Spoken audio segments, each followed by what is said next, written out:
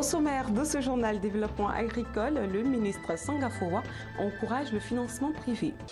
Protection sociale, la CNPS et les entreprises de sécurité privée optent pour des actions préventives. Investissement toujours en Côte d'Ivoire, lancement des travaux d'extension du port autonome d'Abidjan pour 854 millions d'euros. Mesdames, Mesdemoiselles et Messieurs, bonsoir. Bienvenue au journal de Business 24 Africa. Le ministre de l'Agriculture, Mamadou Sangafowa Coulibaly, était l'invité de la première édition de Twins Time, une tribune d'échange initiée par le comité de concertation État-secteur privé CCESPS. Le ministre a profité de cette occasion pour encourager le financement privé afin de sortir l'agriculture ivoirienne de la léthargie face aux insuffisances certaines de l'État ivoirien à y parvenir seul. C'était ce mardi à Abidjan, au plateau. Marie-Josée Kwasi nous y emmène.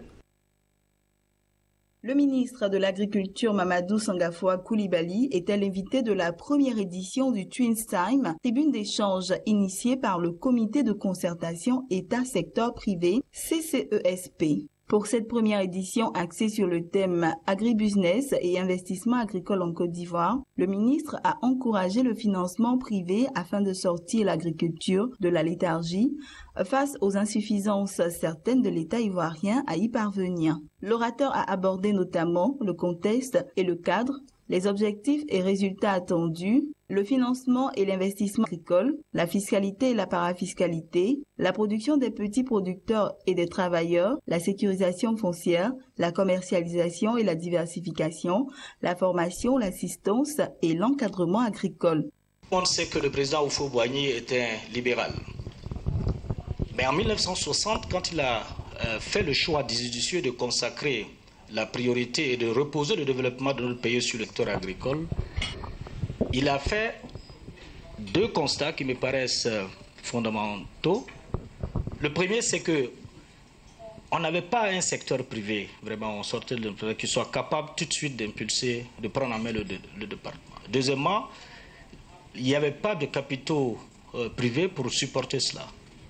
Donc le président a choisi, bien que nous soyons dans une économie libérale, que ce soit l'État qui impulse le développement. Et ça, c'est important à appeler. En faisant quoi? En consacrant non seulement des ressources conséquentes, publiques, au secteur, mais pas seulement dans un rôle régalien de l'État. Mais l'État s'impliquait dans la production, dans la transformation et dans la commercialisation. En faisant ce choix, bien que ce soit un libéral, la vision était claire. C'est ce que je vous ai dit au départ, l'État devrait propulser les choses. Et à un moment donné, se retirer quand le secteur privé et les organisations professionnelles agricoles seraient à même de prendre le relais. Nous pensons qu'on ne peut pas faire l'économie de préparer suffisamment des organisations professionnelles agricoles parce que ce n'est pas la vocation de l'État de rester dans les fonctions productives. D'ailleurs, l'État s'est retiré.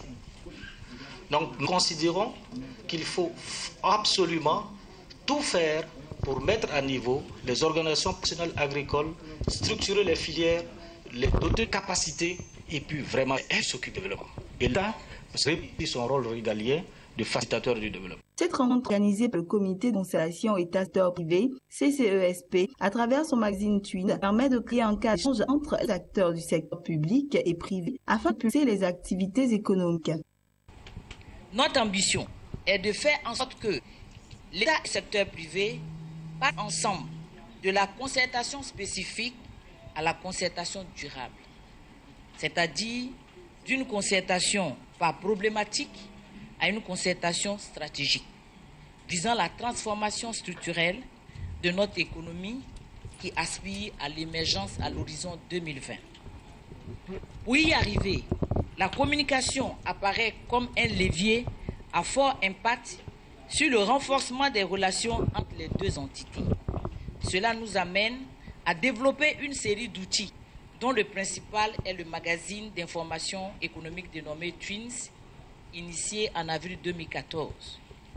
Twins, canal par excellence de promotion des activités du cadre de concertation État-secteur privé, apparaît comme un outil de communication au service des acteurs publics, membres du gouvernement, administration publique et des acteurs privés organisations patronales, professionnelles et consulaires visant à impulser l'activité économique. Satisfaction au niveau des participants qui voient en cette initiative un cadre efficace d'information et d'échange. On voit que le secteur public commence à s'intéresser vraiment au secteur privé. Et comme c'est le secteur privé qui peut booster l'économie, je pense que c'est bon que le secteur privé aussi s'imprègne des prévisions, des réflexions du secteur public, et de façon à ce que nous travaillions de concert et qu'on puisse aller tous ensemble de l'avant. Conscient que le secteur privé constitue dans toute économie moderne le véritable moteur de croissance, le gouvernement ivoirien a fait de la promotion du secteur privé l'un des axes stratégiques de sa politique de développement économique. C'est dans le but de structurer de manière efficace et permanente le dialogue entre l'État et le secteur privé autour de questions d'intérêt commun que le comité de concertation État-secteur privé a été mis sur place. La Caisse nationale de prévoyance sociale de Côte d'Ivoire, CNPS, a procédé le mardi dernier à siège au lancement des activités de promotion de la sécurité et au travail dans les entreprises du secteur privé de la sécurité privée. L'initiative de la CNPS vise à faire du secteur des entreprises de sécurité privée un milieu de travail sûr et salubre. Cette assise fait suite à une première rencontre entre les deux parties le 14 octobre 2015. L'État y a participé. Ils sont d'accord pour promouvoir un milieu de travail sûr et salubre dans les différentes entreprises. Les patrons d'entreprises de la sécurité privée, à travers la signature et l'adoption de cette action en sécurité et santé de travail, s'engagent à protéger tous les employés. Plusieurs résolutions ont été prises à cet effet, notamment la déclaration et l'immatriculation des entreprises de sécurité et des salariés à la Caisse nationale de prévoyance sociale et à la Caisse nationale d'assurance maladie.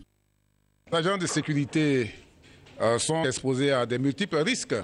Si la CNPS et vient vers nous, et que nous allons vers la CNPS de la manière commune pour dégager une synergie et protéger nos agents, je pense que c'est une joie qui nous anime ce matin. L'appel que j'ai à lancer, c'est de dire à tous les confrères que hier, nous étions dans le gardiennage passif, aujourd'hui nous sommes dans le gardiennage actif. Et chacun prenne ses responsabilités lorsque vous engagez un agent. Le même jour qu'il est engagé, il doit être déclaré à la CNPS ce même jour. Et c'est ce qui est important. Initiatrice de cette rencontre, la Caisse nationale de prévoyance sociale de Côte d'Ivoire entend améliorer les conditions de travail dans les entreprises de sécurité privée. À partir de maintenant, nous avons convenu avec eux que nous allons procéder à des contrôles dans leurs entreprises qui fonctionnent avec des travailleurs. Nous allons procéder avec eux à l'installation des comités d'hygiène de sécurité des conditions de travail pour permettre aux travailleurs, au personnel d'être impliqués sur les questions relatives à l'hygiène et à la sécurité et enfin former, n'est-ce pas, ce personnel et même l'encadrement aussi sur les dispositions en matière d'hygiène et de sécurité pour améliorer les pratiques, réduire les accidents de travail et améliorer la productivité de ces sociétés. Après l'adoption du plan d'action en sécurité et santé au travail, il reste maintenant à le mettre en œuvre. Quant à la signature de la charte en sécurité et santé au travail du secteur de l'activité privée, les différentes parties décident de donner une direction et position efficace. Par exemple, les efforts prêts. Les autorités vont procéder le 6 octobre en fond des travaux d'extension autonome dont le CIEV 560 milliards de CA. Les travaux seront réalisés par le groupe China Armour sur une période de 4 ans, consiste à construire un 10e terminal à Condor. L'objet est financé par la banque chinoise Export Import China à hauteur de 85%. L'objectif est de faire à terme le port autonome d'Abidjan qui réalise actuellement un trafic de 25 000 tonnes par an, le numéro en Afrique subsaharienne. De formation bref avec le MOC. Le grand marocain Attijariwa Bank a créé le octobre 2015. Voilà la capitale économique camerounaise, la filiale de la société de transfert d'argent Wakash qui couvrira toute l'Afrique centrale. Société au capital de l'IA de CFA Wakash Central Africa a pour directeur général Bicomide qui se seconde par une JR camerounaise en l'arche de Solon Doré Stock. Créé en 1991, Wakash génère les marques Waten Union et Monera est l'actuel marché des transferts nationaux au MOC. Merci de nous avoir suivis ces formations de journée. Enfin, peut-être heureuse d'être accompagnée. Nous nous retrouvons prochainement pour une autre session d'information. Au revoir.